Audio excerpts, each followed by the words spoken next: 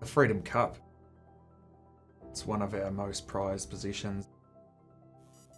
I think what it stands for, firstly, South Africa, everything that they've been through. So that's the Freedom Cup to commemorate democracy in South Africa. There's a lot of history there in their country. This cup really represents the past. Quite an unusual feeling of tenseness. Gary Knight struck by a flower bomb. This is really unreal. The bad, the good. As a Kiwi, it's important to know that. We have closed the book on apartheid. That chapter is finally closed. South Africa been starved of rugby 2 decades. New Zealand All Blacks have broken that deadlock. The Freedom Cup is one of the trophies that we love playing for. The rivalry between both sides has been there for a long time. He's kicked it over. It took the All Blacks a long time to win away from home in a Test series. They've done it!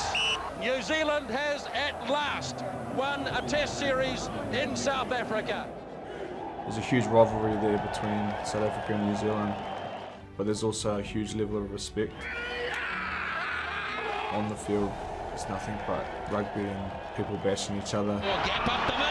Here goes January. Kicking chase. This could be sensational. Oh, what a try! And then off the field, those friendships that have been made over the years in the sheds after the game, having a beer.